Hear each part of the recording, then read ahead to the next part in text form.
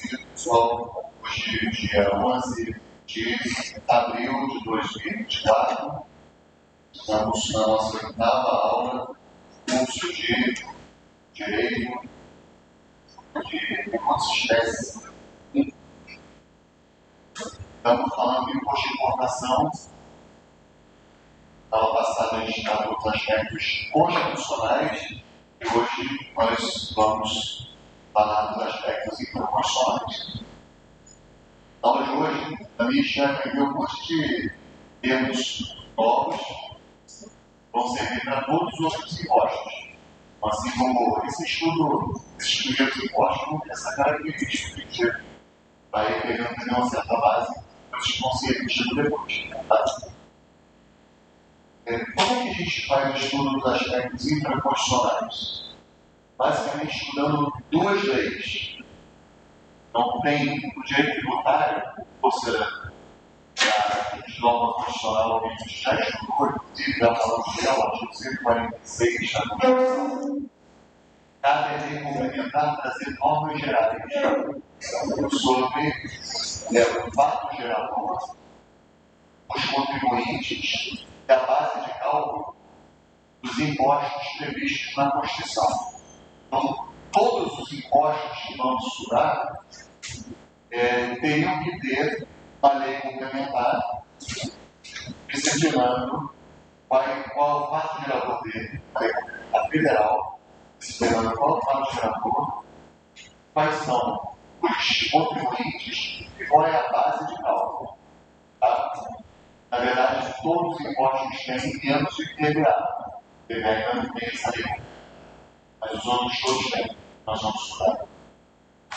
E além dessa lei complementar que traz as normas gerais, o ente federativo ele tem que ter a sua própria lei instituindo o tributo. Ele tem que exercer a sua competência tributária e efetivamente instituir aquele dentro do seu território. Então, por exemplo, tem uma lei complementar que traz as normas gerais sobre o imposto sobre serviço. A lei complementar 116 de 2020. Tá? É federal, aí ela vai dizer qual o fato gerador, quais são os contribuintes e qual é a base de cálculo. Tá? É federal. Mas cada município tem que instituir a sua própria lei municipal, no exercício da sua competência tributária. Ele institui tributo por lei e disciplina aquele tributo dentro do seu território, respeitando o que tem na lei complementar. Beleza? Então, essa lei complementar é norma geral. Mas os municípios podem trazer algumas normas especiais. Por exemplo, o município pode estabelecer as alíquotas do ISS dentro dos limites estabelecidos na lei complementar. Pode decidir, olha, para cabeleireira, esse é 5%, para manicure, esse 4%, para professor, esse 2%. Beleza? Olha, os ex-presidiários não vão precisar pagar ISS, uma forma de inserção deles no mercado de trabalho, a isenção para eles. Entendeu? Então, cada município tem sua própria lei instituidora. E assim também é no federal. No federal, a gente tem a nossa Constituição, que traz os normas constitucionais sobre aquilo. Vai ter uma lei complementar que vai dizer qual é o fato gerador, quais são os contribuintes, qual é a base de cálculo. E vai ter a lei da própria União instituindo aquele tributo. E aí, essa lei vai trazer especificidades. Claro que em sintonia com a Constituição e com a lei complementar que traz as normas gerais. Essa é a lei instituidora que vai ter especificidades. Beleza? Por exemplo, vou antecipar uma coisinha nossa de hoje. Que já posso ter falado. Não, vou esperar vamos na cidade. Vocês já entenderam, por exemplo. Tá? Mas entenderam? Então, tem que ter a lei complementar e a norma. No caso do imposto de importação, qual é a lei complementar que traz as normas gerais do imposto de importação? é o próprio CPM. O CPM, ele tem status de lei complementar. Beleza? Ele nasceu como uma lei ordinária, em 1966. Mas, assim que surgiu a Constituição de 67, em 1967, que exigia lei complementar para normas gerais em matéria tributária, especialmente para definição de patrocinadores, bases de cálculo, contribuintes, dos impostos previstos na Constituição. Essa parte da CPM, ela foi recepcionada como lei complementar. Expliquei isso para vocês, né? Até o pessoal mais novo da faculdade, esse processo de recepção. Então, desde 67, desde 1967, o CPM, ele é quase na sua totalidade lei complementar. Ele foi recepcionado porque passou pelo processo de adequação. Tá? Então, o CPI tem a gente falou.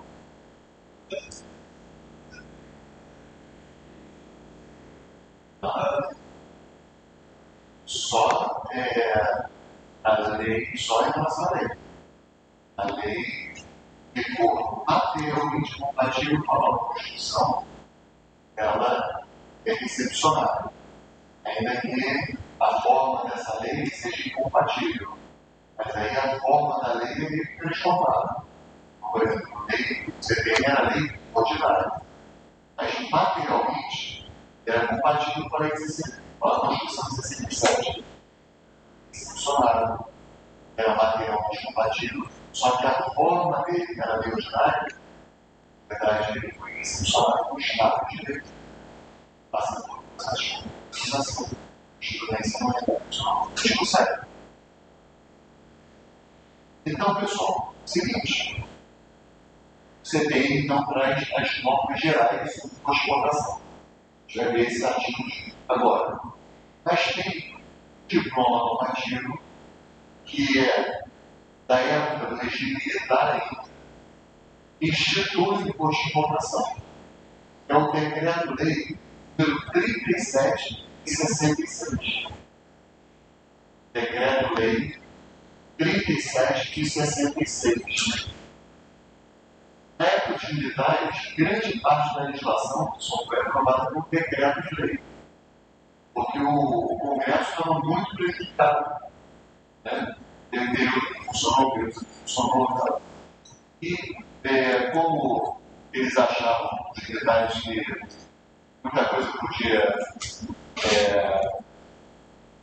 prescindir da análise do Congresso, os decretos de lei, com argumentos que era um assunto urgente, relevante, mas esse decreto-lei, ele não tinha prazo para ser convertido em lei, tinha as que se prorrogavam definitivamente, tinha ali umas leis que faziam que esse decreto existisse para sempre. E, por exemplo, o imposto de importação, a lei que instituiu o imposto de importação, na verdade, é um decreto. Decreto-lei 37 de 1966. Tá? Então, a gente tem essa lei institutiva. Você tem traz as normas gerais a partir do artigo, se não me engano, 19. A partir do artigo 19, você tem as normas gerais. E aí, a gente vai fazer esse roteiro, né? Vai ver a norma geral e a gente vai dar uma olhada na lei da lei institutiva. Bem, é claro que o imposto de importação tem muitas outras normas, regulamentos também, tá, pessoal? Esses regulamentos são infralegais, são abaixo da lei. É uma maneira que eu para lembrar isso, o pessoal está no começo da faculdade. Então, como é que se estrutura, pessoal? A pirâmide, né? Das normas jurídicas, né? Como é que se estrutura isso? Lá no topo da pirâmide é a Constituição. Beleza? Constituição, norma mais importante. Abaixo da Constituição, nós temos as leis. Ou aquilo que, em força de lei, como decreto brazuletinha de medida provisória tem. Né? Então você tem as leis. Essas leis são hierarquicamente inferiores à Constituição. Por que a gente fala que são hierarquicamente inferiores? Porque, tecnicamente, elas buscam seu fundamento de validade na Constituição. Então, elas têm que estar totalmente compatíveis com a Constituição, sob pena de não serem válidas. Aí, muito para ele, que é a validade, existência e eficácia. Mas não está chorando. Tá? Então, as leis, elas laterantes, estão abaixo da Constituição. Tá? E abaixo das leis, tem atos infralegais. Em geral, se for um ato do chefe do Poder Executivo, é um decreto. Beleza? Se for um ato da mesa diretora, que é o chefe do Poder Executivo, que é o Poder Legislativo, vai ser uma resolução de mesa diretora. Mas eu não vou falar nada disso, porque isso aí é coisa de. Não serve nada para deputado. Então, vamos lá. Constituição, leis, decretos. Beleza? Abaixo dos decretos, o que temos? O que está abaixo do prefeito, ou do governador, ou do presidente? Então, os secretários municipais, os estaduais e os ministros. Essas autoridades são do segundo escalão. Beleza? Chefão, o chefe do executivo vai ter decreto. Segundo escalão, você tem os ministros e os secretários. Os atos típicos dos ministros e secretários são as resoluções. As resoluções estão abaixo dos decretos. A resolução ambiental, beleza? E aí tem alguns atos que são abaixo das resoluções. Que são as portarias, são as instruções normativas, são atos que estão abaixo. Tá? Então, só estou falando isso para vocês entenderem o que eu estou, às vezes eu falo, não tem a corrupção, para vocês entenderem onde é que estão situados no ordem geral. Legal? Fala. Pode ser uma estima. Boa.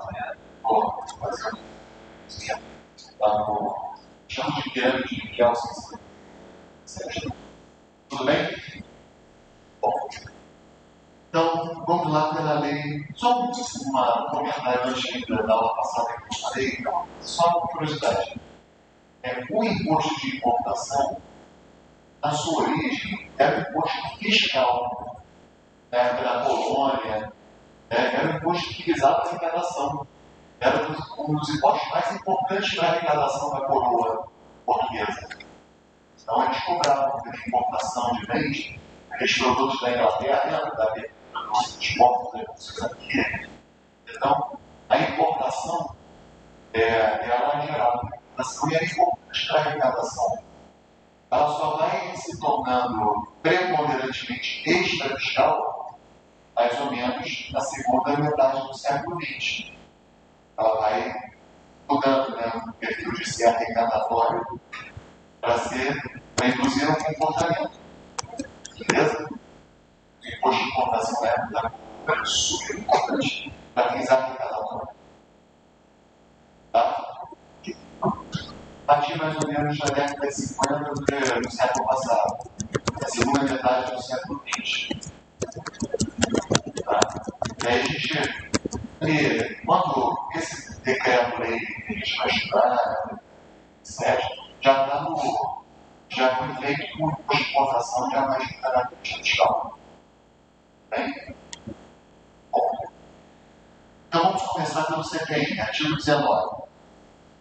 O imposto de competência da União, alguém vai apresentar trabalho hoje? É o quê? Esses aspectos de empresas profissionais. Relatório. Beleza. Então, o que você prefere? Você prefere você não entender? Seria jurisprudência. Hoje seria relatório, jurisprudência e questões. Questões. Alguém vai fazer questões? Você quer falar? Então vamos lá. Então, a gente pode fazer de duas formas, tá? As duas funcionam. Ou o aluno apresenta. O trabalho de vocês, pessoal, a gente não passa muito de 10 minutos. Beleza? A gente vai passar muito. Então, Você passa- ele vai passar um pouco, né? Não tem problema, não pode passar em utilizador. Ah, sim. Você escolhe principalmente relatório é uma maior classe, tá? E quem quiser, no dia das slides, é só avisar que a gente quer o material e projeto. Tá? Próximo. Tá? É só. Pedro, você consegue dar nesse dia? Aí da portaria, falou que o professor Rodrigo Goiás está precisando de um controle da televisão no carro, na HDMI, para projetar. A gente já deixa mais ou menos combinado. Então, na próxima aula, onde você já pede lá, tá? Se eles precisarem tomar de alguns áreas, alguma coisa, você liga que vai deixar para tocar aqui, tá? Então, gente, vamos fazer assim, né? Tem duas formas que a gente vai trabalhar. Ou eu explico rapidamente um pouco, só seguro. Aí o aluno entra e depois eu complemento, para que vocês tenham uma basezinha de explicação. Ou então o aluno ele começa e depois eu faço a revisão, tocando ali em todos os pontos, né? Mas às vezes, para entender a explicação do aluno, vale a pena eu falar rapidamente do. Depois eu me aprofundo. Beleza? Então, desde que você fale coisas que eu já falei, não tem problema nenhum, porque é difícil pegar de primeira essas coisas. Então, o meu trabalho vai servir para reforçar. Então, das 10 minutinhos antes, falo um pouquinho, depois você entra, tá? Depois eu aprofundo. Bem? Vamos lá. Artigo 19 do CPM.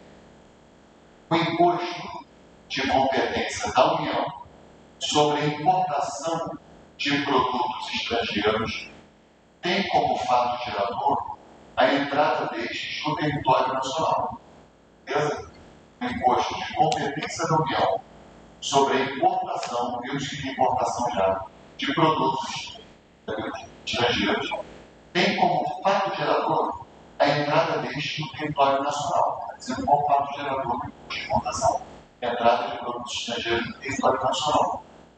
Só que o CPI, ele não nos ajuda a dizer quando acontece essa entrada. Lembra que a gente falou no aula? O que é que acontece quando passa pela zona econômica exclusiva, quando entra na zona territorial, lembra? Quando entra no porto. Eu falei na aula passada a grande dificuldade da gente determinar o momento da entrada do produto no território nacional. Então, isso aqui é uma norma geral, lembra? Vai a norma especial ao decreto de 37 de 66 e estabelece o momento que se considera ocorrida essa entrada do produto no território nacional. Certo? Ele vai no artigo 19. Quer dizer o seguinte, não, 19 não, 22, não sei, 23. Isso, exatamente, 23. Quando se tratar de mercadoria despachada para consumo, considera-se ocorrido o fato gerador na data do registro na repartição da categoria da declaração a que se refere ao artigo 44, declaração de importação. Eu falei isso no último aula. Existe um documento, pessoal, que chama declaração de importação. Está previsto aqui no artigo 44, como é que é esse documento, certo? O documento está lá previsto aí como é que é. Claro que essas especificidades não podem estar na norma geral. Então, elas têm que estar na norma especial dele. Vai detalhando aquele imposto. Beleza? Então, o que essa norma especial, a norma que institui o tributo está dizendo? Que o momento que se considera praticado no fato gerador a entrada é o momento do registro da declaração de importação. Como é que se hoje faz esse registro? De uma forma completamente diferente de 66. Em 1966, como é que era? O contribuinte, ele tinha a notícia que o produto dele tinha chegado no porto, no aeroporto. Então, ele ele ia lá no porto, no aeroporto, e preenchia um papel, uma declaração dizendo o que era o produto. Beleza? E, posso, em 66, eu só estou falando para conhecimento histórico de vocês. Em 66, mas quando foi feito isso aqui, como é que funcionava? O contribuinte que importava alguma coisa, ele tinha a notícia que o produto tinha chegado no Brasil no aeroporto, tá? E aí ele ia lá na repartição aduaneira, na repartição pública, cuidava dessa parte, fazia um papel, era a declaração de importação, entregava e ela era registrada lá essa declaração de importação. Beleza? Hoje já é um pouco diferente. Hoje existe um sistema informatizado chamado Syscommerce. Na aula, né, eu dava aula online, na pandemia, que dava para compartilhar a tela, a gente abriu o Syscommerce e fizemos uma simulação de como é que faz o registro de uma declaração de importação. Beleza? Já abriu o Syscommerce. Obrigado. Tá bom? Você também tem questões, né? Ela sobre questões. Você não tem mais, não? Não. Pois não, se quiser já saber. Então, Pensando sobre isso, se seria alguma coisa mais curta, mais só de você explicar o caso, ou se seria no slide? tanto faz, seja uma abordagem que você vai. Porque isso também é um pouquinho para treinar vocês ali na quantidade, né? Então, fica, por exemplo, no semestre passado, no semestre passado, tinha um outro, tinha um aluno que, sem trazer alguns exercícios impressos, assim, mais 5 folhinhas, a gente fazer na hora ali, né? Era um tipo de abordagem. Outro é o pessoal mostrar no slide a questão, e aí eles matando juntos, entendeu? Então, Isso vai ficar mais a critério de vocês, o que vocês querem à vontade. Mas é uma breve apresentação, foi o que eu botei lá no comentário, é uma coisa simples. É mais para vocês exporem o que vocês acharem. Oi? Até o relatório, é breve, entendeu? Acaba sendo o que acaba sendo mais, demanda mais informação, mas ele também tem que ser breve. mas não pode chegar aos 15 minutinhos. Porque como a gente está optando por fazer até meio de meia, é bom que só o tempo para o pessoal falar também. Porque senão já teve acontecido de o pessoal fazer um relatório de 1 hora. Acabou, eu não. Por isso que eu. Mas 15 minutos, eu acho que. Porque se você fizer um relatório de 1 hora, você também vai falar de jurisprudência que outra pessoa vai falar, e aí também vai falar de coisas que vão ser faladas depois, aí não tem necessidade, entendeu? É uma coisa breve. Mas então como é que funciona hoje? Mesma coisa, a pessoa recebe a notícia que chegou um produto no porto do aeroporto e vai no Syscommerce, no sisteminha da internet, e faz o registro da declaração de importação. Tá? Eu vou fazer uma coisa aqui no quadro para vocês, eu acho legal, porque foi uma coisa que eu aprendi com um professor, um grande especialista nesse risco ali. Esqueci meu violão no carro. Então não tem problema não. Tem que se ligar.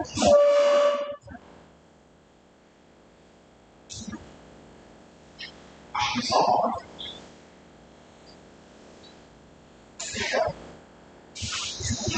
Então, seguinte, pessoal.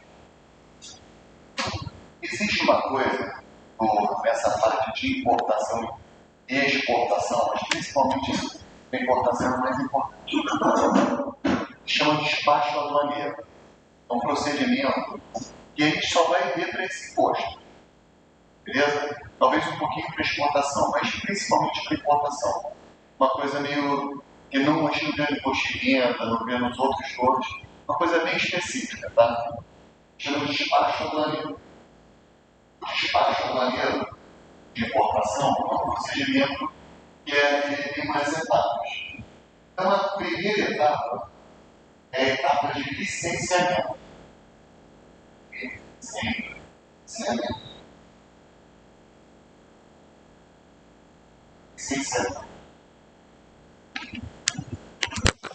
Também é feito no site do Siscomex, tem alguns sites específicos para licenciamento. Quando alguém quer importar alguma coisa, ela tem que, em geral, fazer um licenciamento de importação. O que é isso, gente? Isso é o seguinte: vamos supor que a gente queira importar medicamentos. Deve ter uma farmácia que importa medicamentos. Vocês não acham que faz sentido ele peça uma autorização para vigilância sanitária, por exemplo, para a Anvisa, para importar, ou para o Ministério da Saúde? Ou, por exemplo, eu quero importar radioisótopos para a construção de aparelhos de raio-x. Eu tenho que ter uma agência nacional, caso não quer, né? Então, eu quero importar queijos franceses, que já vem meio pouco, né? Tem que ter cocô, tem que ter os perecículos, queijo camembert, pacote. Certamente tem que alguns produtos eles necessitam uma autorização para ver se aquele produto pode ir para o Brasil. Beleza? Grande parte dos produtos tem um licenciamento automático. Mas alguns não. Você tem que fazer, e aí passa por um órgão público que aqueles tudo bem, te conceda a licença de importar. Ou não pode. Bota outra coisa aí, porque isso não pode. Tá? Esse licenciamento, pessoal, ele, quando é dado, ele tem validade de 60 dias. Tá? Esse licenciamento, então, autorizou a entrada do queijo no camembert.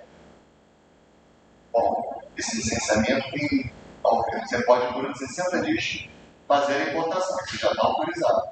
Certo? E o que acontece? O sujeito tem 60 dias para o produto chegar em território brasileiro. 60 dias. E aí, quando o produto chega, foi comprado, esse prazo de 60 dias, quando chega no porto, chegou o produto.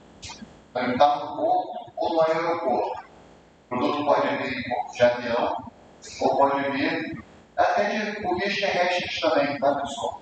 Mas, em geral, a importação tem se dado operação ser por vias terrestres nas fronteiras e áreas aduaneiras também.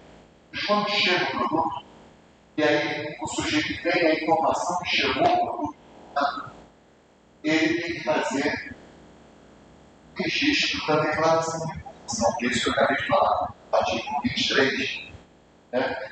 Faz o registro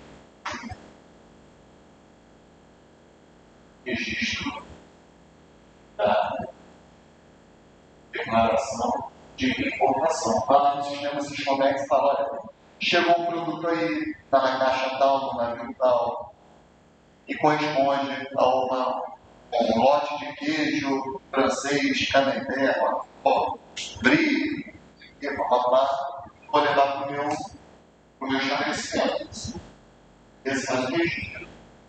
Esse registro acontece no faturador. É aqui que se considera a entrada do produto. Então, aqui é o momento da ocorrência do faturador, dessa lei, tá? Do decreto lei 37.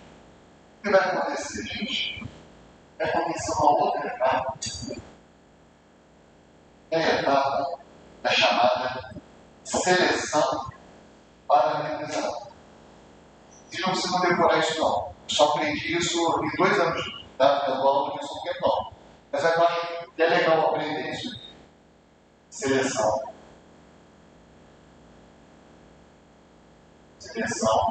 parametrizada.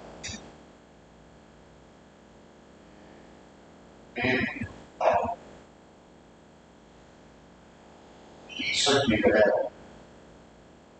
Na seleção parametrizada, acontece uma coisa nessa repartição aduaneira, repartição aduaneira, é o seguinte. E aí, parece que existe isso mesmo, tá? é um clichê que tem 4 carinhas. É uma carinha sorrindo. Tá? Tem uma carinha meio assim, com a boquinha assim. Tem outra que está um pouquinho mais assim, brava. E tem outra carinha bem mal-humorada. Tá? E aí, o que é isso? Isso é o seguinte, na repartição tem alguns produtos e quando você faz a declaração de importação, elas são classificadas como área verde. Essa aqui. Área verde. Então, você comprou celular, comprou celular, tem produtos que não tem dúvida.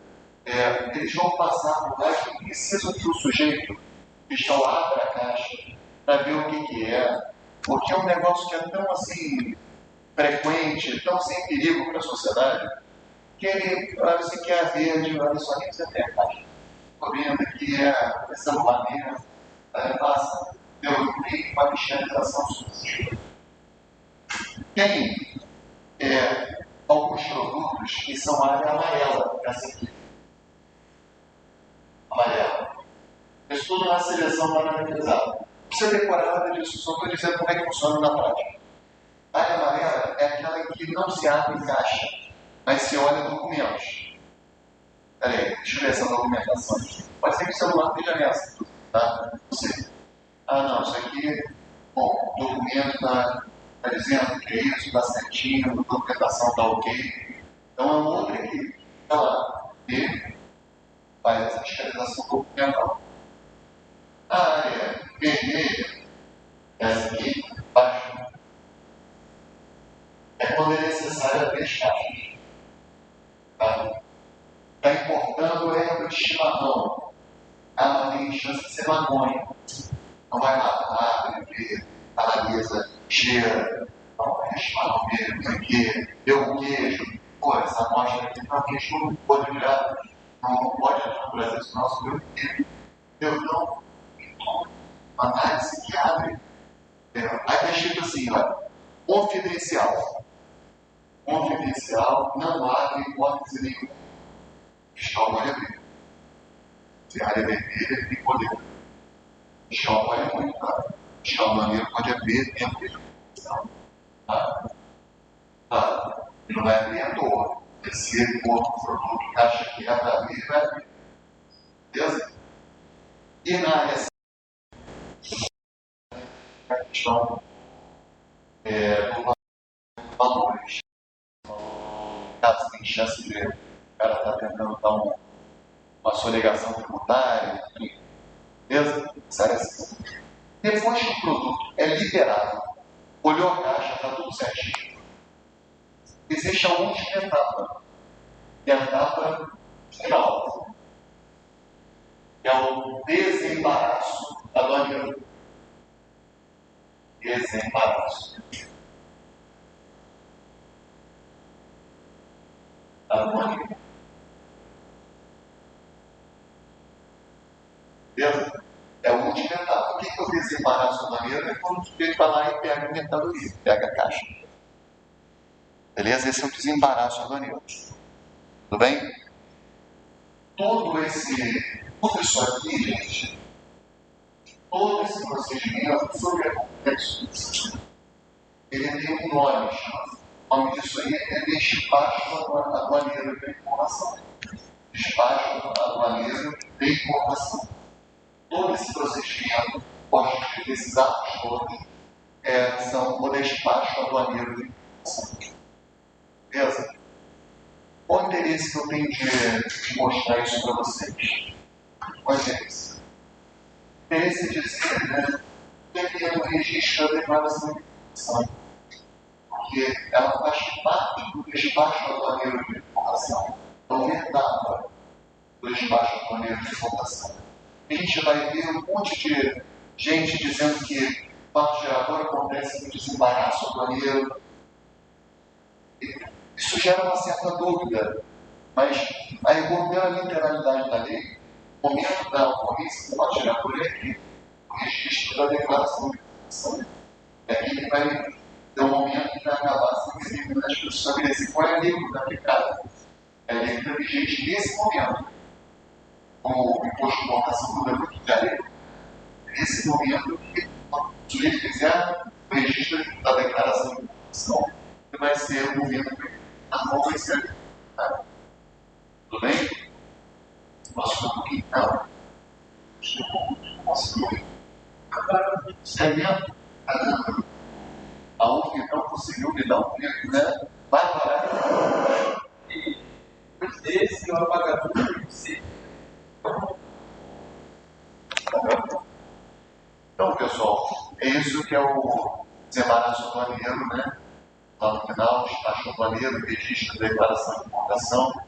Estou dando isso, mas é uma coisa bem específica para esses tributos aduaneiros, coisa que vocês só vão ver isso muito se vocês forem trabalhar nessa parte do direito tributário. Tá? Acho interessante só dizer que isso existe. Bem?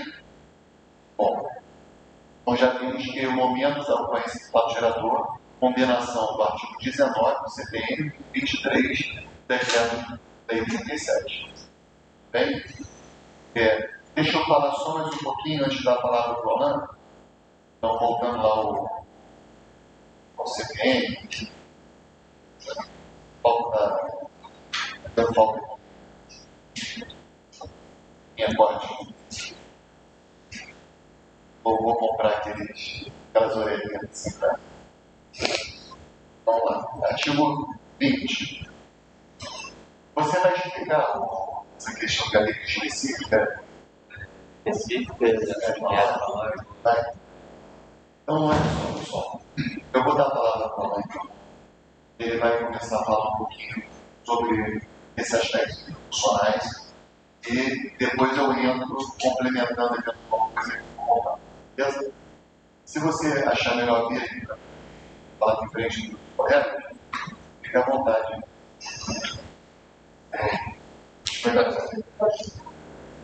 Exato.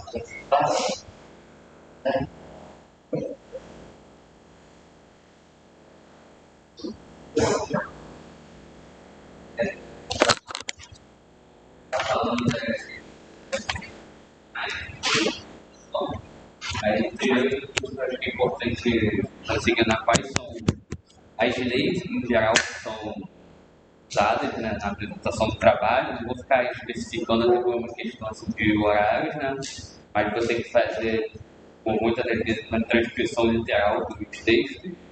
Mas, a princípio, seria o Decreto-Lei 37 de 66, de 1966. Seria também o Regulamento Aduaneiro, que é o Decreto 6759 de 2009, que é o que dá preferencialmente pelo fato de ser mais completo e também ser mais atualizado, e o Código Tributário Nacional, que o professor já explicou anteriormente.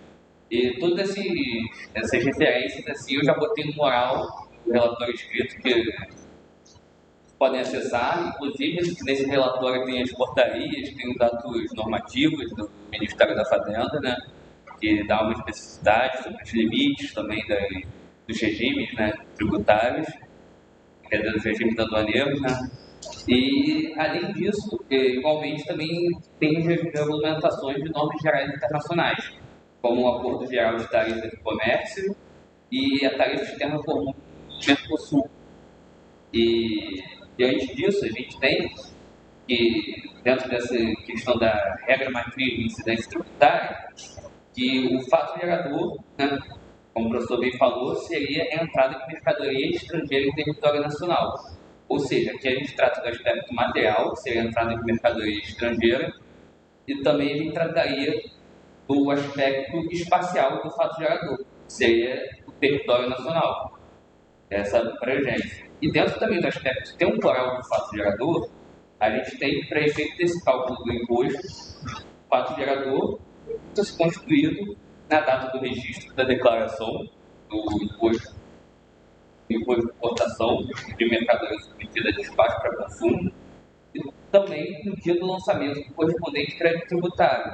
quando se tratar de bens contidos em remessa internacional, postal internacional, não sujeitos ao regime de importação comum, quando se tratar de bens compreendidos no conceito de bagagem, quer seja acompanhada ou quer seja desacompanhada, quando se tratar de mercadoria constante de manifesto, outras declarações de efeito, cujo verificado pela autoridade aduaneira, ou quando se tratar de mercadoria estrangeira que não haja sido objeto de declaração de importação, na hipótese de tenha sido localizada.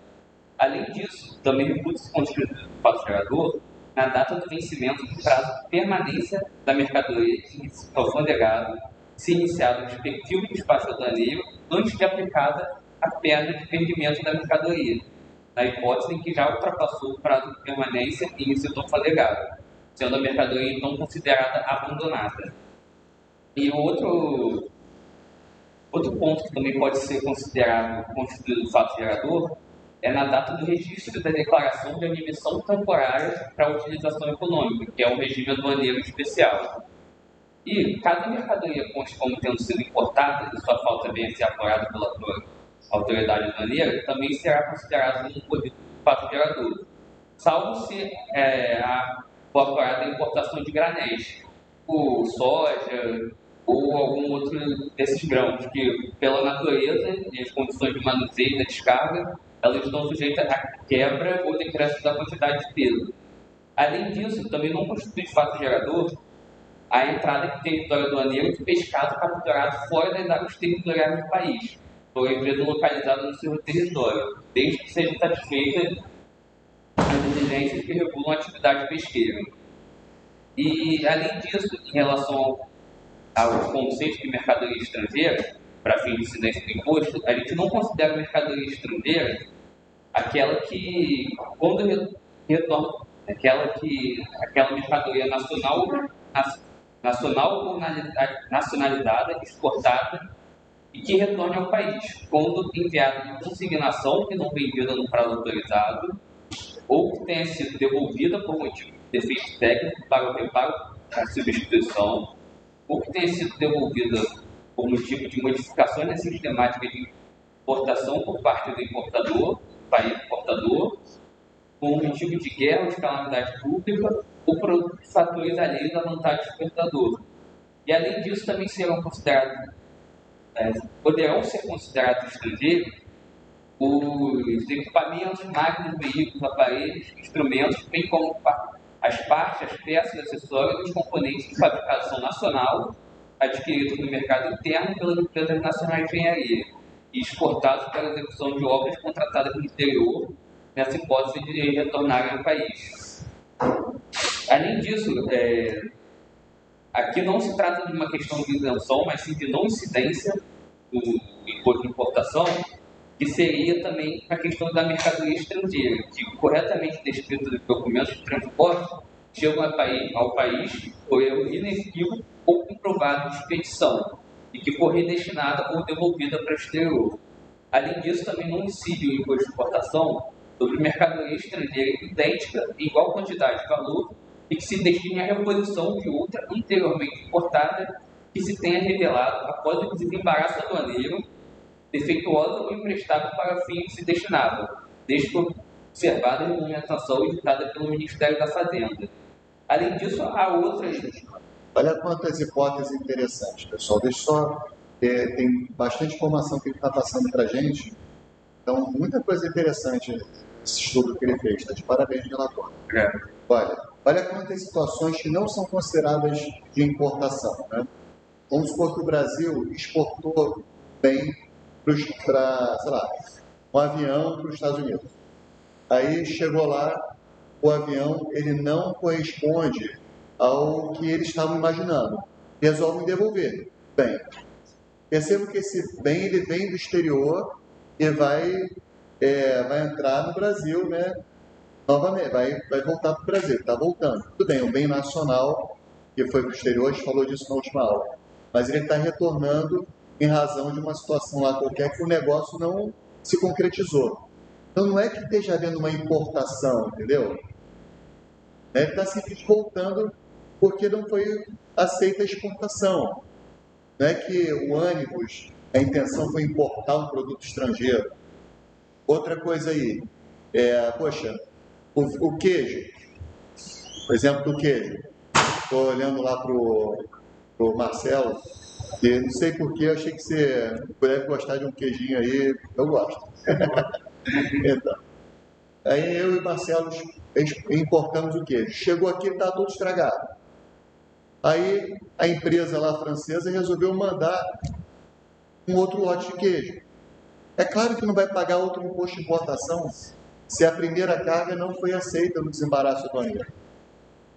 Entendeu? Ele está especificando cada caso. Não vai pagar, porque aquela primeira não valeu. Gente. A primeira importação está tudo estragado, não foi aceito. Beleza? Só um outro caso rapidinho, né? Ele falou aqui um caso interessantíssimo. Um navio brasileiro pescou em águas internacionais. Beleza? E está trazendo o peixe para o Brasil. E aí, água internacional, aquele até foi mais amplo, não apenas na zona econômica exclusiva. Foi o tema da aula passada. Né? Mas está lá nas águas internacionais mesmo. Lembra que, para alguns efeitos, o navio brasileiro é considerado território brasileiro? Para alguns efeitos jurídicos. Beleza? Por exemplo, se o cara nasce no navio de bandeira brasileira, mesmo que seja de marca internacional, ele é considerado brasileiro. Tem algumas... Aqui ele está repetindo, está dando uma extraterritorialidade do navio brasileiro que está em águas internacionais. O cara está pescando e traz o peixe para o Brasil. É navio brasileiro, pescador brasileiro, empresa brasileira. Está promovendo importação, está excluindo da importação. Então, o que o Alan está fazendo, e provavelmente ele pegou no regulamento aduaneiro isso, né? Regulamento, então, gente, é aquela norma que especifica mais os casos, tá? Ele está abaixo da lei complementar, abaixo da lei ordinária que instituiu, então está especificando, explicando com detalhes, coisas que não podem ser em contradição com as normas hierarquicamente superiores. Mas tudo que ele falou por enquanto parece totalmente compatível com as normas posteriores. A gente está trazendo algumas hipóteses de incidência e de não incidência do imposto. Aí tem outros casos também, como no incide o imposto de importação, se é mercadoria estrangeira que tenha sido objeto de pena de perdimento, exceto na hipótese em que não seja localizada, tenha sido consumida ou revendida. Também mercadoria estrangeira devolvida no exterior antes do registro de declaração de importação, observada a regulamentação editada pelo Ministério da Fazenda. É só essa hipótese, essa aí. O cara importou, chegou no porto. Aí, antes da declaração do registro de importação, foi devolvido para o estrangeiro. Ou seja, não chegou a ter tempo de ser praticado o fato gerador. Então, dá um inciso de imposto de importação. Está tudo dentro do que pode ser. Mercadoria estrangeira destruída sob controle aduaneiro, sem ônus para a Fazenda Nacional, contanto que tenha sido antes de ter sido desembaraçada. E, continuando, né? Aí eu já vou entrando em relação à base de cálculo desse imposto de importação. Desculpe, Ana, só falar uma coisa. Outro exemplo que ele deu, rapidinho, né? Foi bagagem de viajante, que a gente falou na aula passada. O sujeito chegou com mais de $1.000 em bens. Né? Se ele chegou com mais de $1.000, a bagagem do viajante, pessoal, o sujeito não faz Siscomex para isso, não. Ele chega lá no aeroporto, no porto, com aqueles bens ele tem que declarar. Então, e aí é um pouco diferente a sistemática, né? Isso aqui é para quem está importando grãos, celulares, equipamentos, remédios, alimentos. Mas na bagagem do viajante, o que tem que se fazer é fazer uma declaração lá no aeroporto, e aí, está passando $1.000. Então, quanto a esse que está excedendo aqui, eu tenho que pagar o imposto. Se ele não pagar espontaneamente, já vou dar a palavra. Se ele não pagar espontaneamente, o que acontece? Ele vai ter que pagar ali que ele falou, no momento lá que o sujeito chega no porto, no aeroporto. Antes, Marcelo, deixa eu só dar as palavras aqui. Primeiro me lembro que eu estou devendo tempo. Como é que a gente faz isso? Entre como é que ele sabe que a pessoa já pagou e depois, por exemplo, daquele que não foi aceito da seleção? Como é que eles fazem? Antes deles abrirem a caixa, faz o registro de importação, ele tem a seleção parametrizada, né? É na seleção parametrizada que eles vão conferir se o que foi declarado na declaração corresponde àquilo, né? Então, nesse momento, que pode ser que chegue e fale, olha, não está aceito, não corresponde ao declarado, o produto é diferente, o produto é irregular no Brasil, e aí ele vai avisar para o político. Isso que você perguntou? Era mais ou menos assim, por exemplo, vai vir outro, né? Esse não foi aceito e vem outro. Quando esse outro chegar e tiver um registro, como é que eles vão saber que esse não deve ser cobrado? Deve ser cobrado em porque normalmente eles aproveitam, às vezes a mesma numeração da guia, e aí tem ali, normalmente os sistemas, eu não sei se é assim antes dos Comex, mas os sistemas da Receita Federal, eles têm um histórico.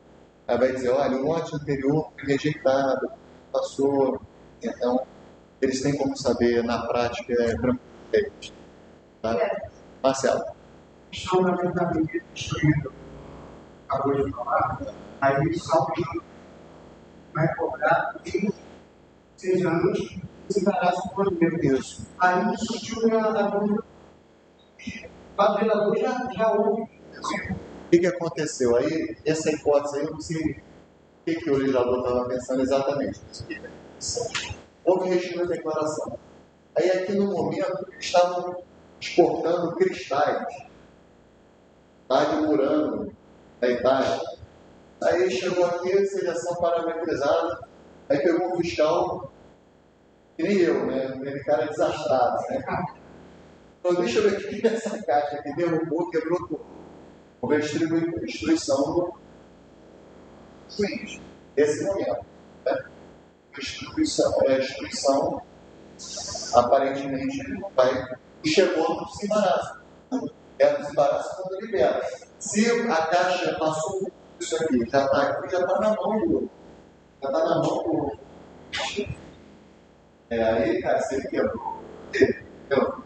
Agora, se houve uma destruição, pode ser um acidente, mas talvez seja algo que seja determinado pela lei. Chegou, por exemplo, no próprio fundo. É uma destruição lá. Então, pode haver hipóteses também determinadas por lei. Então, depois do desembaraço, a fazenda não tem nada com isso. Se houve destruição após o desembaraço, já foi liberado. Por isso que é legal mostrar essas etapas para vocês visualizarem o que acontece. E continuando, em relação à base de cálculo de importação, a gente tem duas alíquotas, que seria a específica ou a de mensura, que a base é a quantidade de mercadoria expressa na unidade de medida indicada na tarifa, ou seja, são tantos reais por quantidade de quilo, ou são tantos reais por quantidade de metro, e também tem a alíquota ad valorem, que a base é o valor aduaneiro do produto faturado segundo as normas do artigo 7º do Acordo Geral sobre Tarifa Aduaneira e de Comércio, GATT. E essa alíquota, no caso, ela é calculada por meio de uma porcentagem sobre o valor do referente produto. Ou seja, na alíquota específica, a base a alíquota refere a uma unidade de medida, e quando a alíquota for ad valorem, ela, na verdade, incide uma porcentagem sobre o valor do referente do produto. Então, uma é uma unidade de medida e a outra é uma porcentagem. E, não obstante, em razão do Brasil também fazer parte do Mercosul, todas essas alíquotas referentes aos dois tipos de base de cálculo estão dispostas na lista de tarifa externa comum e também nas exceções à tarifa de externa comum. E essas exceções, elas são informadas pela própria Câmara de Comércio Exterior, a CAMEX. E dentro ali do PDF que eu postei lá no mural, tem exatamente essa lista de exceções da tarifa externa comum, se chama LETEC, e também tem essa questão da tarifa externa do Mercosul. o nome seria nomenclatura comum tarificada no Mercosul, que aí tem os códigos de cada espécie de produto com a sua respectiva tarifa ou externa comum ou isenção, se for o caso.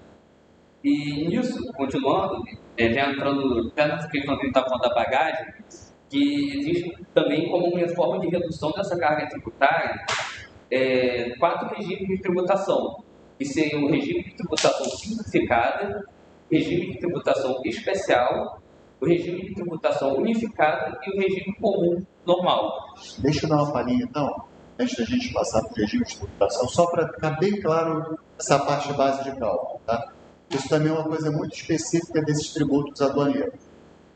Existem duas formas de você cobrar o imposto de importação. Ou você cobra pelo meio mais tradicional que a gente tem, que é pegar uma alíquota, um percentual sobre o valor daquela coisa, tipo IPTU, né?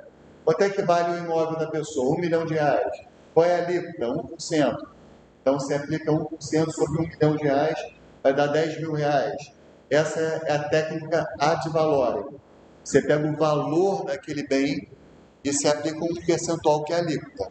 Essa é a ad valorem. Então, quanto é que foi? Por exemplo, vou comprar vinho francês. Dá para comer com queijo. Vou comprar vinho francês. Aí eu tenho duas formas do governo tributar a importação do vinho. Pode dizer assim, ou vai ser ad valorem, ou seja, vou comprar 100 garrafas de vinho, cada uma vale R$1.000. Bem? Vinho de primeira, melhor que tem, nunca tomei vinho desse aí. Então, 100 garrafas a R$1.000 vai dar R$100.000, a base de cálculo. Certo? Essa é a ad valorem. E aí pode ser, olha, a alíquota vai ser 10% sobre o valor da importação. Beleza? Então, quanto é que é 10% de R$100.000? R$10.000. Então, isso que eu vou pagar de imposto de importação.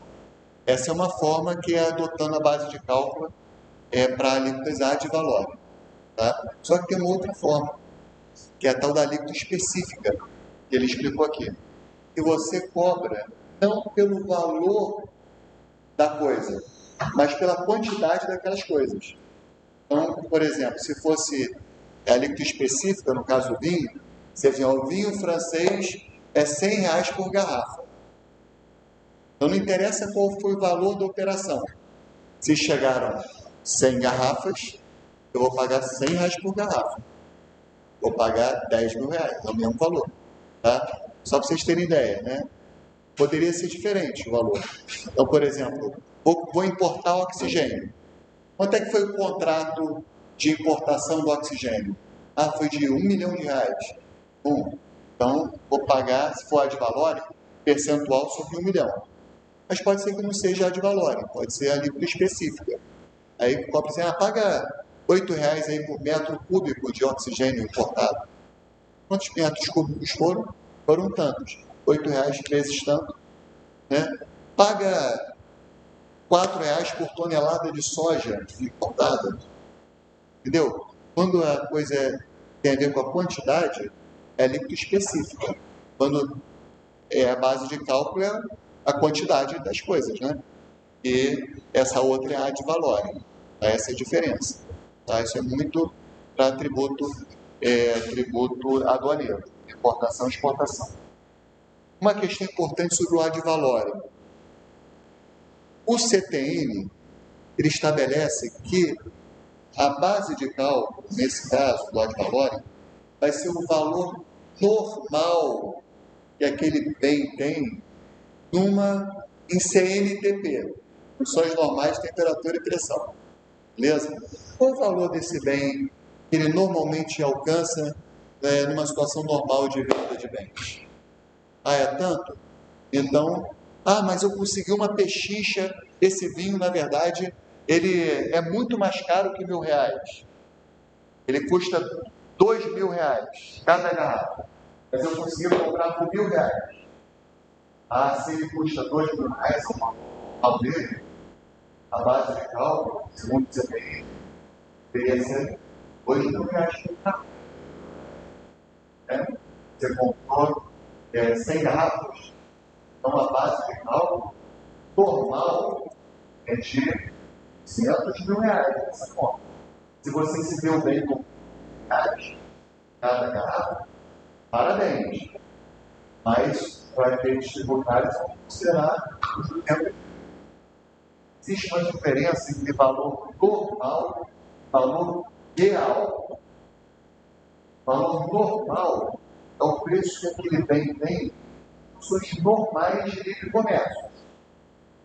Valor real é o valor daquela operação, daquele caso concreto. Beleza? Normal e real. O CTN adotou o valor normal. Ou seja, se você conseguiu se dar bem e comprar por um valor menor, paciência, você vai pagar pelo valor normal de exportação. Posso. Por exemplo, tem coisas, supor que ele vai comprar o queijo. Tá? Esse queijo, esse lote de queijo, é um lote de 50 mil reais. Esse é o valor normal desse queijo. Tá? Então, se é o valor normal, operações normais, todo mundo só. E aí, o fisco, ele previu o valor de importação, vamos supor que a alíquota seja de 10% sobre a importação de queijo. Bom, esse lote normalmente é vendido por 50 mil reais para todo mundo. Você vai pagar 10% sobre 50 mil reais. Só que o Marcelo é amigo pessoal do produtor do queijo lá na França. Esse contrato que ele fez, o cara vendeu esse mesmo lote por 20 mil reais. Então o valor real da operação foi 20 mil reais. E o Marcelo, pô, mas se eu comprei por 20 mil reais, isso foi o valor real. Mas aí o que a gente vai responder? O CTN não adotou base de cálculo o valor real, o valor normal. Você vai pagar, o valor normal desse tipo de operação é 50 mil. Você vai pagar o custo de 50 mil. Beleza? Entendido? Isso foi feito em 66. Só que em 1980 e alguma coisa, acho que 86, o Brasil assinou um tratado internacional da OMC, Organização Mundial. É um contrato chamado GATT, General Agreement on Trade Tax, uma coisa assim. Acordo Geral de Taxas e Traduziu. É o GATT. O Brasil assinou esse tratado. E nesse tratado ele se comprometeu a adotar não o valor normal, mas o valor real. Então, desde 86, por força desse tratado, de 86, tá? A rodada do Uruguai lá do. Desde 86, ou 80 e pouco, o Brasil adota o valor real, apesar do CTN falar que é valor. Essa parte do CTN ela foi superada pelo tratado. Então, hoje o que está valendo? Valor real. Se ele importou 20 mil, paga não mais sobre 50. Tá legal? Aqui, ó, você tem 20. Só para que está sendo ótimo que eu estou conseguindo fazer esse bate-bola com você. Artigo 20. É o 20? Peraí. Ah, não. Pô, é aquele negócio chato que passa palavras. Só a gente tem que botar as orelhas aqui. Artigo 20, pessoal. A base de cálculo do imposto é 1. Quando a alíquota seja específica, a unidade de medida adotada pela lei tributária, ou seja, não sei quanto, por tonelada, lembra? Agora, quando a alíquota seja de valor, o preço normal, que o produto ou seu sindicato alcançaria ao tempo da importação de uma venda em condições de livre comércio, concorrência, para entrega no porto mercado do país. Então, aqui são preço normal. Eles vão circular preço normal fazer uma setinha e botar um X AGAT. Então, vai dizer que está envolvido com GAT. Circulo normal cuja setinha da definição GAT. Você fazer essa pesquisa de o produto preço total, ele não faria, sabe o que ele faz? Na época que existia uma coisa chamada pauta fiscal. Era uma super planilha dizendo o que cada coisa valia para o valor da pauta fiscal. Isso aqui existia na época, hoje já não existe mais. Tá? Outra coisa que ele falou antigamente, pessoal, no Brasil, cada produto tinha uma alíquota diferente de imposto de importação. Às vezes tinha uns que tinha a mesma alíquota, mas o Brasil delimitava queijo 10%, carros chineses 30%, vinho 8%. Só que quando o Brasil entrou no Mercosul, a primeira coisa que foi feita foi a integração aduaneira. O primeiro passo da integração regional, tá? Estabelecendo tarifas e termos comuns. Então, todos os países do Mercosul hoje têm a mesma alíquota do imposto de importação para queijo, para vinho, para vinho. Então, é claro que existem umas reservas, né? Então, algumas coisas pode haver uma mudançazinha, mas a ideia dessa TEC, a tarifa externa, a Argentina está no sufoco, precisa aumentar e tal, né? Vai, a gente pede desculpa para os outros, acaba. Mas a ideia é que seja sempre comum. E para ter essa técnica, é necessário fazer a nomenclatura comum do Mercosul. NCM, né? Esqueço, né? Eu não tenho a sigla, mas é a nomenclatura comum do Mercosul. Acho que é NCM mesmo. Então, todos os países do Mercosul, eles fazem os produtos mesmo códigozinho. Né? Os 6 primeiros dígitos desse código é internacional, tá?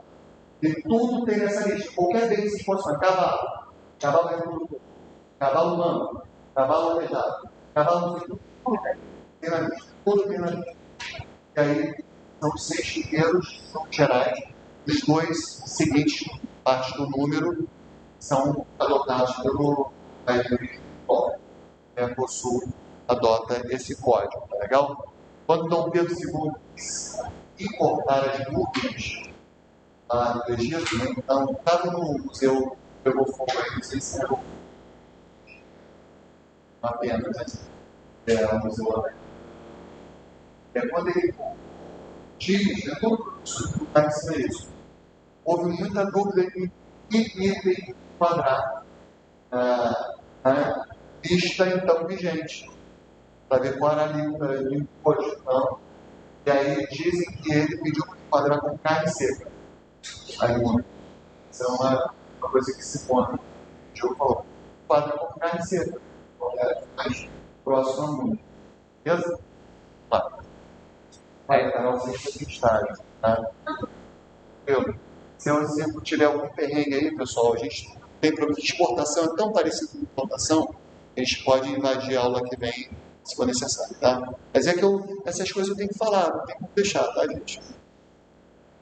Aí tem os regimes de tributação, né? Eu vou tentar também correr aqui. Qualquer coisa só ter também no PDF, né? Tem o regime de tributação simplificado, que ele permite uma classificação genérica para fins de despacho de importação de bens integrantes de remessa postal internacional. E aí aplica-se uma alíquota diferenciada nesse imposto de importação e também há uma isenção de alguns outros impostos, tipo o IPI ou outros tributos, como a contribuição para o PIS/PASEP, importação e o FII de importação. E esse RTS também é aplicado no caso de remessas postais internacionais acima de $50, de acordo com a portaria 612 do Ministério da Fazenda, e até $3.000, de acordo com a portaria 156 do Ministério da Fazenda, porque se for acima de $3.000, elas já são tributadas no regime normal de tributação. Já o regime tributário especial, ele trata em relação a esses bens integrantes de bagagem. mediante essa exigência de somente imposto de importação, não tem mais algum outro tributo incidente. E ele é calculado pela aplicação de uma alíquota de 50% sobre o valor do bem, e somente se aplica aos bens enquadrados como bagagem, mas que não possam também usufruir dessa isenção de tributo. E essa isenção ela é concedida aos bens que perfazem pelo valor atual de $1.000, consoante também a portaria 440 do Ministério da Fazenda. Já o regime de tributação unificada, ela autoriza o despacho das importações advindas da fronteira terrestre entre o Brasil e o Paraguai, que é o trecho da Foz do Iguaçu à Cidade del Leste, feitas por empresas que têm que ser optantes do Simples Nacional, mediante uma alíquota atual de 25%, que inclui vários tributos, como IPI, imposto de importação, a mesma contribuição que FIS-PASEB de importação e COFINS de importação. Já o último regime, que é o comum ou normal, ele aplica-se de forma subsidiária a tudo que não pudesse ser enquadrado como outro regime de tributação diferenciado desse imposto de importação, ou também por opção do destinatário, quanto não ocorrer o desembaraço da declaração dessa importação de algum outro regime. E isso tudo também está ali na Instrução Normativa da Receita Federal, do 1737. E, por fim, para concluir, ainda tratando não só das reduções, mas das isenções, somente tem singular nacional, em condições de substituir importado, porque se não tiver condições de substituir importado, não tem também para que provocar essa escassez dentro do mercado interno. E também elas são condicionadas ao transporte em navios de bandeira brasileira. Acredito que atualmente possa fazer uma analogia para outro, nessa questão da extraterritorialidade, para a questão de aviões de bandeira brasileira. Também pela comprovação pelo contribuinte da quitação de tributos e contribuições federais, ou seja, mediante emissão de certidão negativa de débito ou da certidão positiva com efeito negativo. E elas são subdivididas em isenções, reduções subjetivas, razão da pessoa que realiza a importação, como, por exemplo, União, Estados, municípios, autarquias, partidos políticos, instituições diplomáticas, e também podem ser subdivididas em isenções e reduções objetivas, que existem em função da mercadoria importada, como, por exemplo, amostras de remessas postais internacionais sem valor comercial, remessas postais de encomendas aéreas internacionais destinadas à pessoa física, bagagem de viajantes procedentes do exterior ou da Zona Franca de Manaus, bens adquiridos em loja franca no país. E só para não estender, elas são, principalmente sua grande maioria, elencadas no artigo 136 do Regulamento Aduaneiro, e também se encontra em outros dispositivos desse mesmo códex do Decreto-Lei 37 de 1966. Bom.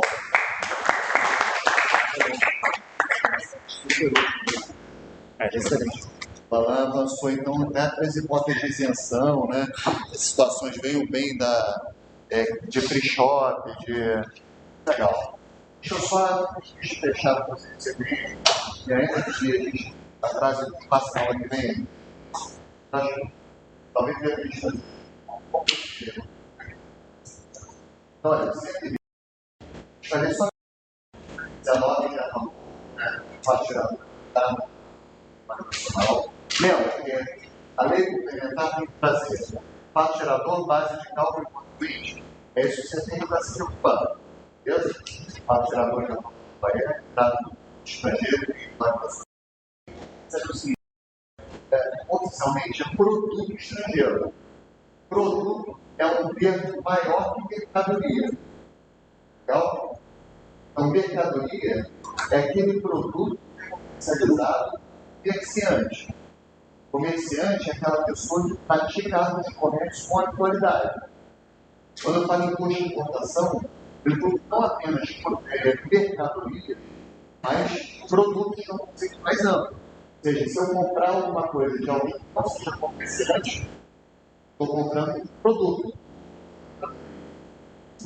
Beleza? E se de imposto de importação do mesmo jeito. Tá? Por exemplo, Helena vai morar e tal. E aí ela tem a dela, e lá de carro português, comprando carro, veio para o Brasil, ou ela não é comerciante, ou seja, ela está investindo a uma mercadoria, ela está investindo um produto, seja uma exportação. Beleza? Importante o seguinte, pessoal, faça uma base de cálculo. Aqui ele fala, em primeiro lugar, a alimentícia, segundo, a de valores, fala preço normal, a gente já sabe que é preço real, por causa do gás. Beleza? 3. Quando se trata de produto apreendido ou abandonado, levado a leilão, a base de cálculo é o preço da arrematação. O que acontece? Tem produtos que são abandonados ou são apreendidos. Alguém que tentou entrar ilegalmente com não sei quantos celulares, indo lá do Paraguai, não sei o que, sim, reputação especial lá do Paraguai, o cara cometeu um crime desse caminho. É isso, né? Para comer sem pagar o tributo. O que acontece com esses bens? Pena de perdimento. Então, não risco permitido. Né? Risco permitido. É perdimento. Para perder os bens. E aí a Fazenda Nacional faz o que com esses bens? Coloca em leilão. Tem um monte de leilão aí, isso. Dá vontade de participar, tá? Já tentei participar, mas é tudo em lote. Aí para que eu vou querer 4 videogames? Né? Eu ia comprar um pro meu filho, mas é tudo assim, não sei quantos tênis. Os leilões. Quando o CPI admite que haja incidência de corrupção no caso de arrematação desses bens que foram abandonados ou sofreram pena de perdão e que são levados a leilões da Receita Federal. Beleza? Aqui está permitido a incidência a uma agência de corrupção. Beleza? Só que o decreto-lei 67 não prevê essa possibilidade. Então, embora esteja previsto na lei complementar uma possibilidade de cobrar IPI para o imposto de importação em relação aos bens apreendidos e abandonados, tendo levado a leilão pela Receita Federal, são bens estrangeiros, são produtos estrangeiros, só que entraram de forma irregular, então estão sendo leiloados. Você tem que permitir, só que o decreto-lei 37 não prevê essa possibilidade. Ou seja, a União, quando exerce a sua competência tributária, que é disciplinar o tributo, né, ela não prevê essa possibilidade. Então, não pode haver a incidência do imposto de importação na prática. Por quê? Porque a lei que instituiu o imposto de importação não previu. Embora a lei complementar admitisse. E por que não previu?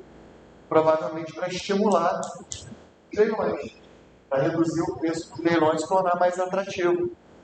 Porque é ruim ficar lá cheio de bem na receita, de depósito, né? Estimula e não cobra o imposto de importação. Bens apreendidos. Beleza? Bom, artigo 21. Quero ser entendido tipo constitucional nesse artigo. Poder executivo do CPM. O Poder Executivo pode, nas condições e nos limites estabelecidos em lei, alterar as alíquotas ou as bases de cálculo do imposto, a fim de ajustá-lo aos objetivos da política cambial e do comércio exterior. Qual o problema desse dispositivo? Quer dizer, o Poder Executivo pode, nas condições e nos limites da lei, alterar as alíquotas e as bases ou as bases de cálculo do imposto, a fim de ajustá-los aos objetivos da política cambial e do comércio exterior. Qual o problema?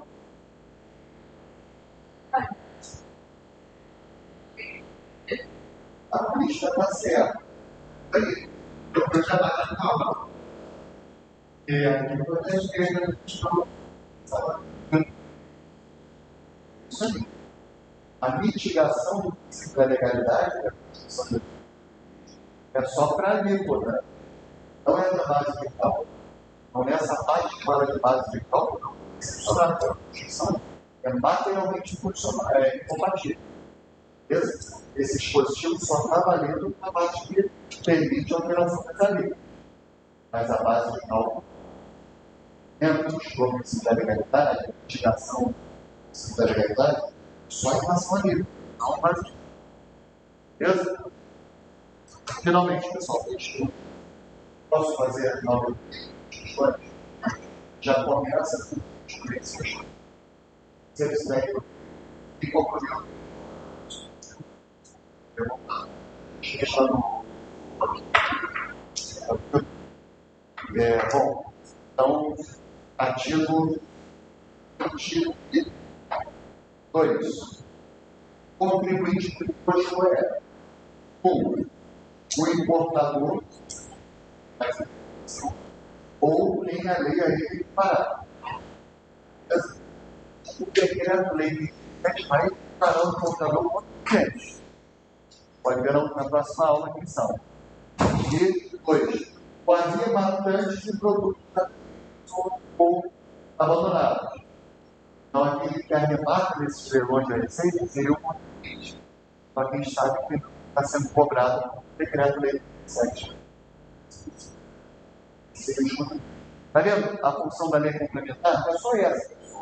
Dizer qual é o fato gerador, base de cálculo e a lei que institui mesmo o tributo vai trazer dificuldade. E às vezes os regulamentos não especificam, explicam tudo. Beleza? Como não dá para estudar tudo, estudar para ver sempre a instituição, a lei tem um pouco da lei. Tá? Aula que vem, eu vou falar terminal de exportação.